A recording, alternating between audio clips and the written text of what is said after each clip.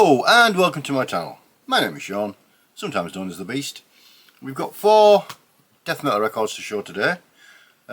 Before I do show those, I'm going to do the draw for my 600 subscribers competition tomorrow morning, which will be Saturday the 6th. So far we've got 24 entries, which is way more than I expected. If you're watching this and you decide you fancy chucking an entry in, then like I said, it'll probably be around 10 or 11 o'clock UK time. I'm not sure what time difference is here, there and everywhere, but yeah, so get that out of the way first and we'll show you some metal. Now this first band, they are a bit of a Marmite band for a lot of people. They either love them or they hate them. I fall on the love them side. The album and band in question is Mortician, and their 2004 initially this came out, Reanimated Dead Flesh. This is the 2024 reissue on Hell's Headbangers. This is death metal, grindcore, noise from New York. These are probably one of the easiest bands in the world to do an album review about, because if you're a fan of music that is brutal, that is very much horror themed, violent, slightly almost unrelenting, it's, you know, it's not intricate, it's not technically anything like that, then you'll enjoy this album as they will with the rest of them. If you're a fan of more refined death metal with an actual drummer for a start, and with more structured songs and riffs and, you know, such like, these might not be for you. But for me, the main reason I love Mortician is, you know, when you're having one of those shitty type of weeks when everything you think you're doing the right thing, and you know, actually works out that you've been doing the wrong thing, and I think, what's that? I think they call it life in general type thing. A record like that, I could just bang it on, bang the headphones on if it's during the day and Mrs. Beast's watching the TV, and you don't need to listen to the lyrical content. You don't need to be sat there diving into the fucking gorgeous poster. You don't need to be diving into the intricacies of the drum patterns and the sweeping arpeggio guitar. It's just nasty, awful, filthy, dirty, horrible death metal, grindcore, noise, assault. As with all of these reissues, you get some quite cool inner labels. And yeah, Mortician for me, they're a band that are just the perfect way when you've got that festering itch that just needs a scratch. You don't want to be getting into, tell you what, we won't bother trying to reslave that on camera because that's schoolboy error. Yeah, it's just one of those, chuck them on, forget what shit's going on in your life for 25-30 minutes or whatever, and have a really good fun time and blow the cobwebs away. So that's Mortician, and I think it's this. Did I say it's the 6th full length? Yeah, the 6th full length Reanimated Dead Flesh. Now, whereas Mortician is, as I've just said, very much chuck it on and enjoy it, this next record is a far better crafted record, and well, you see what I mean. I was made aware of this by Matthew over at Altars of Madness, and the way he spoke about it, it got me intrigued enough to try and find a copy. I'll go into that in a little minute. In a little minute, still 60 seconds, but you know. So the album in question and the band in question, the band are called Sororicide, and the album is called The Entity. Now this was released in 1991, the debut full length. This is the 2017 bootleg version, basically. These gentlemen are from Iceland. Now, when I first heard Matthew speaking about this, I was intrigued, as I said, to go and try and find a copy. Looking at some of the prices, I mean, we know that there are certain records that are considered holy grails and people pay holy prices for them. Some of the prices I was seeing quoted for this, it was more like a holy fuck. So it sort of put me off a little bit to try and find a copy. But then it also, in equal measures, intrigued me, saying, well, why are people prepared to fork out? I think the last one sold on Discogs for, was it €840? I mean, that's, you know, that's a lot of money. Again, this is, like I said, I'm not a fan of bootlegs normally because you don't know what you're getting, but after Matthew had spoken about his version, this needs cleaning actually, got some nasty fingerprints on it. I managed to track down a copy, the same version that Matthew had. There are a lot of bootlegs out there of this album. So again, I was intrigued as to, well, why is it so popular? What am I missing? You know, is it what you'd consider as a grail? And to be honest, this is one of the most interesting things I've added to my collection for a long time. It's one of those records where each song has its own identity. You're highly unlikely to be listening to it and then suddenly think, oh, hang on, like lose track of which track you're actually on. The vocals on this are sort of, how would you describe them? It's definitely a death metal vocal, but it's sort of like got like an otherworldly type sound to it, and the atmosphere, his voice, it's sort of spiteful and angry, but it draws you in and it makes you sort of intensely listen to it. The guitar work is absolutely just ridiculous. The riffs are so memorable and plentiful. The tempo on it is it's variable. You know, it's not constantly throttling along at a zillion miles an hour. It has passages that in isolation you could definitely say that's a Death Doom song. You know, if you just, like, if you walked into a room and heard it.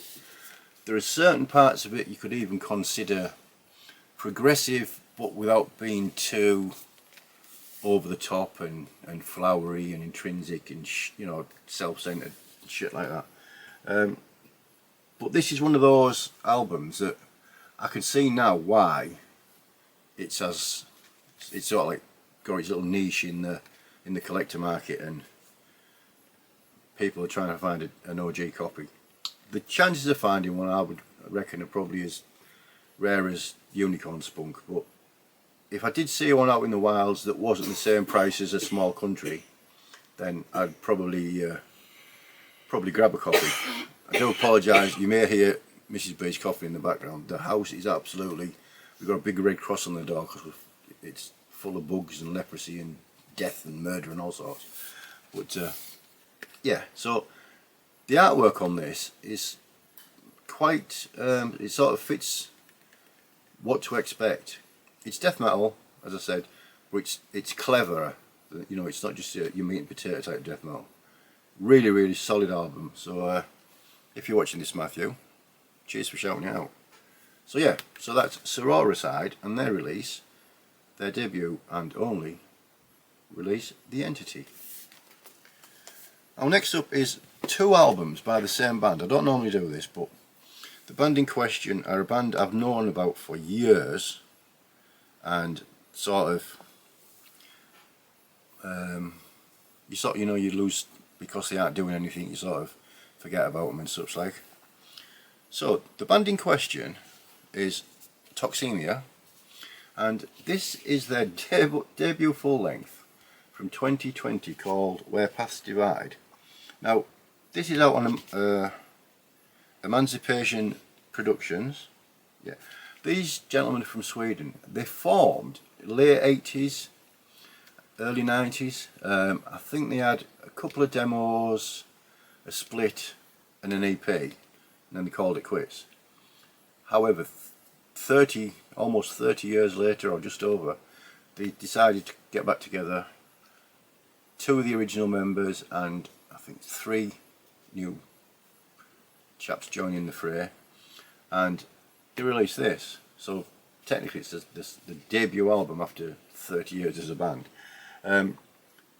This is proper old school death metal, but this is really the heaviness is created through the music. Now I know that sounds fucking stupid, but what I mean is there's no gadgetry, there's no wizardry, there's no effects, there's just proper solid death metal done with that old school feel, that old school passion. Slightly modern production on this one.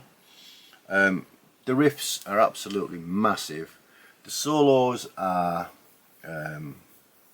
like nailed on. The drumming on this is just, it's like a rampage. Heard of King Buffalo charging at you. And the bass sound's got like a really fat, thick, heavy bass sound, which just creates a feeling of massiveness, to be honest.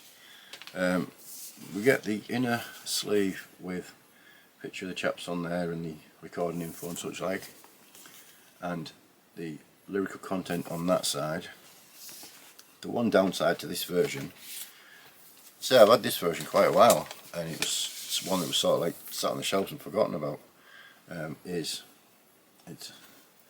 my least favourite type of vinyl. I just think clear vinyl looks as cheap as shit, and we all know that clear vinyl, or any vinyl, certainly isn't cheap as shit.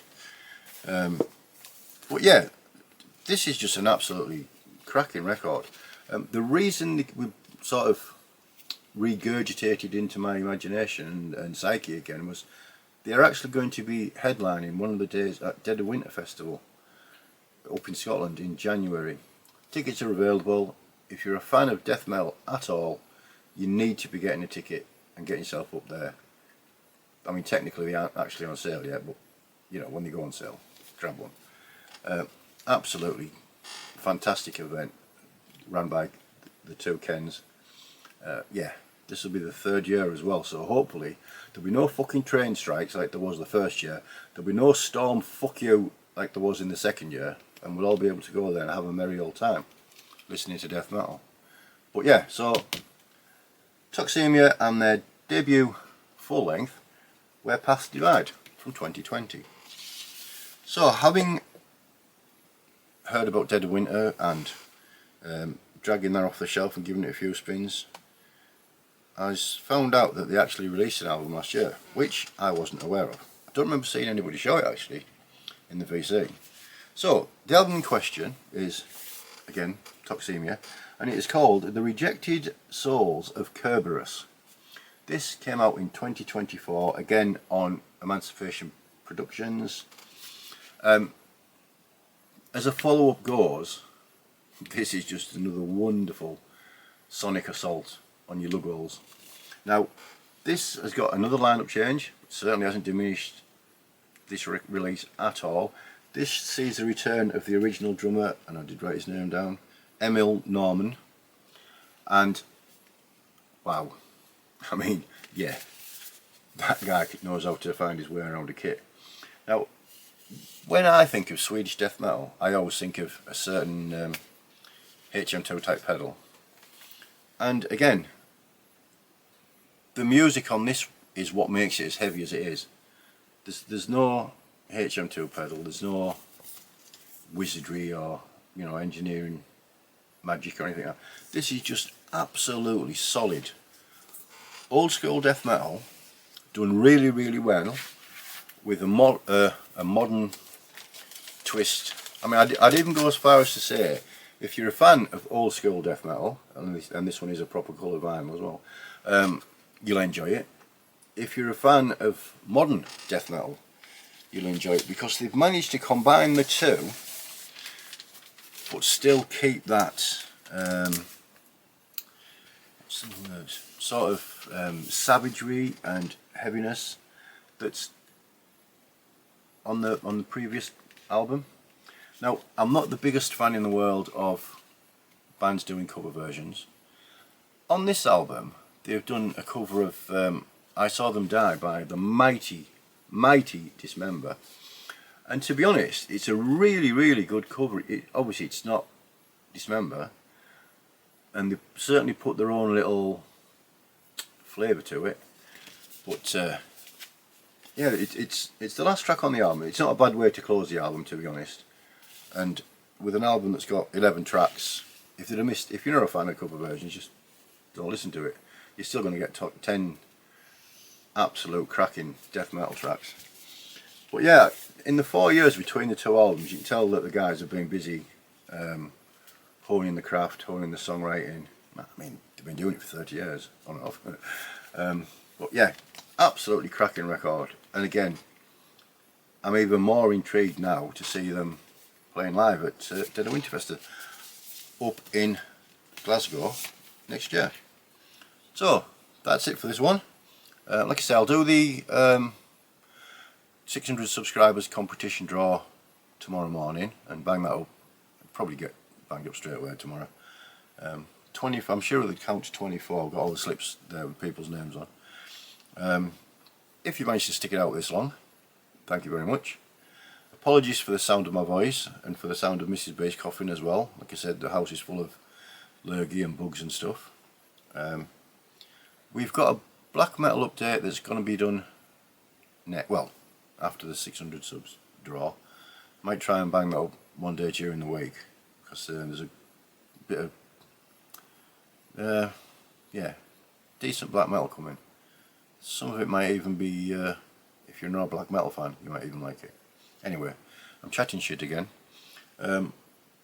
Look after one another as always, and enjoy whatever music you're listening to, whatever genre of music you're listening to, and until next time, cheers!